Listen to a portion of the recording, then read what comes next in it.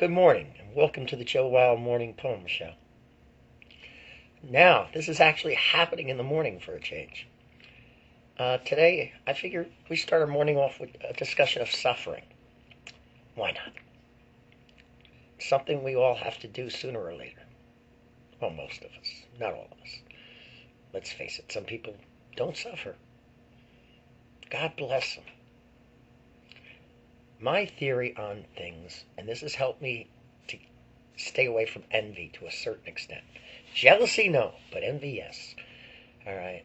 Is that if somebody in this world is good looking, drives a Jag, has $1,000,000, also has a great personality, rescues like wounded dogs, has a relationship in which it's purely loving, loves their God, and can swim 6 miles while, I don't know, supporting a building on their back, I don't feel envious, because at that moment I have a contingent type of truth that I employ. It's called Joe Weil is everyone. And what this means is that, now, the Joe Weil you see, this particular part of the piece, might be miserable, lonely, pining for someone, living in Binghamton and dealing with the rain. But that part of him, that guy, Bruce, let's say, is out there, fancy free. So it's me. How can you envy yourself? Some part of me is not living in the sphincter of the universe. And that's how I see it, and then I don't envy. It's called monism, I guess. It's a type of contingent monism. See, I only employ it when I know that there might be a situation in which envy will rear its ugly head. It might be the only one of the 7 deadly sins I don't possess. Oh well. I don't know why I'm telling you this. But suffering. I know Simone Weil is a great writer and a great mystic. But oh my God,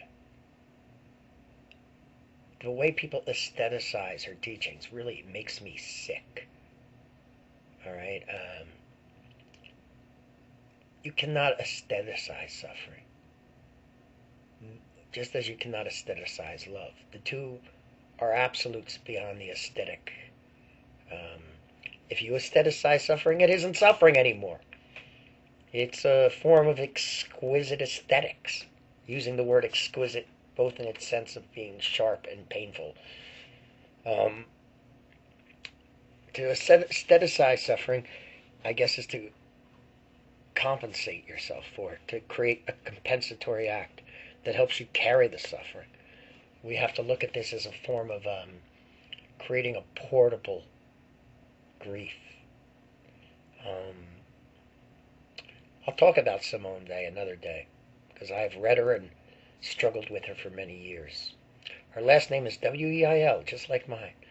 And every once in a while, in a very smart bar, when I'm trying to pick up a genius, I say, yes, I'm a descendant of Simone Weil.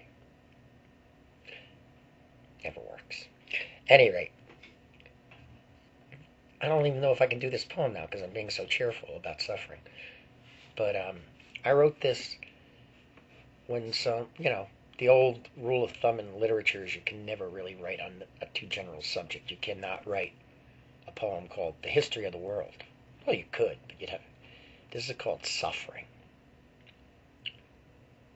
No one ever gets good at it. And if they should, something must have upped and died. Something warm and familiar that crawled to the center line of your life and was hit. Excellence isn't necessary. One must suspect the professional martyr, the one all hot for it. What I like about Christ is he wanted to pass. What I like about people is the way they just keep living, moving from day to day, sans money or mercy. The way my mother, dying of cancer, got a full frost and perm, knowing damned well in 2 weeks it would all fall out. I'm doing that poem by memory. I think I skipped a part. But who cares? It pretty much gets the point there. I don't treat my poems well. I treat my poems like my books. I could show you my books. Like you take American poetry, 20th century. It's all wrinkled. This might be why I have no children. Women sense that I'd let them get wrinkled. I don't know, but suffering. The whole point of American culture is to deny that it exists. Positive thinking is the most pernicious heresy against at least my brand of Eucharistic Christianity that I can think of. Because it denies the awful suffering of people. Especially those who are going along giving and taking in marriage and buying and selling, and they have no idea why they're on earth. They're just an aleatory system. It goes in one end and shits out the other, but they decorate it. What we could call almost everything material is a decorative aleatory system. A shit machine. Alright? And the poet ought to be able to show us first and last things. The ground zero of our being. And I don't see this being done. We're writing what I would call fop poetry. Oh, let's be light and airy and inconsequential and non-linear and fuck around with language for the rest of our lives. Why? I mean, fine. But when you make that an absolute, see, that's okay if you're doing it poem to poem. I mean, I like some language poetry. If you're doing it poem to poem, fine. It's a beautiful exercise in non-inaugurated, non-patriarchal, non-linear speech. Okay? Fucking hey. Give me a break. Fine. But if that becomes the ground zero of your aesthetic, you're a fucking asshole and a liar. You're Hitler. Sorry. Much of modernism is just fascism aestheticized. Alright? It has no grounding in the human construct of sorrow or of joy. It has no grounding in anything but a type of non-elitist elitism. I mean, the original point of language poetry, for instance, was to get rid of the authoritative voice. All right? And to disanchor us from calcified meanings. Very good end. Very good political idea. But it's the most elitist fucking shit I've ever heard. It makes no attempt to deal with the fact that, hey, we're hierarchical animals. Getting rid of that, we'd have to get rid of us. We're primates. We're just like apes. All right?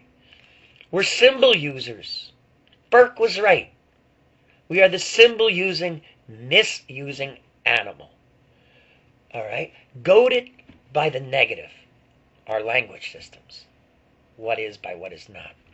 All right? I forget the whole definition. But at any rate, he says, goaded by a spirit of hierarchy and rotten with perfection. Pretty good definition.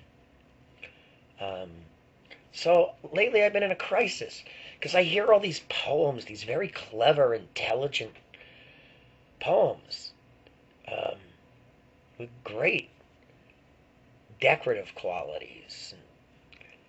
And yet it all sounds foppish. None of it.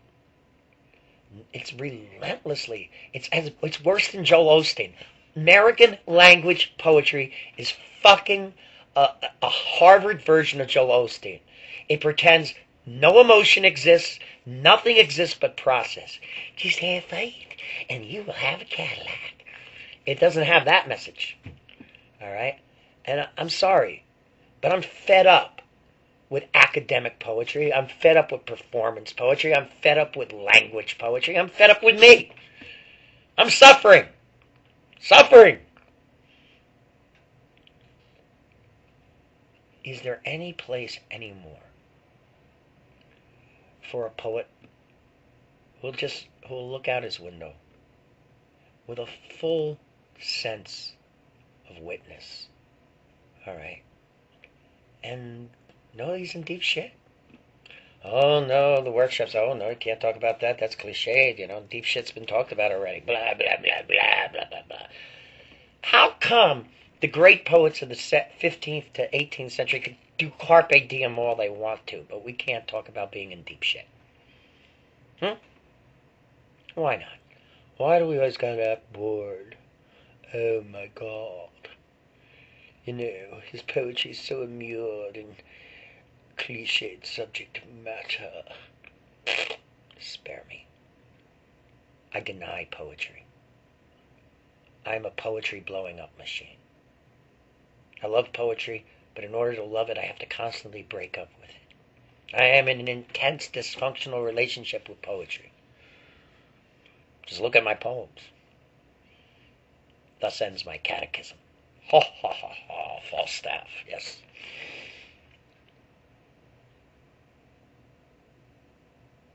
I can say more with my eyebrows than most people can say with their doctoral thesis.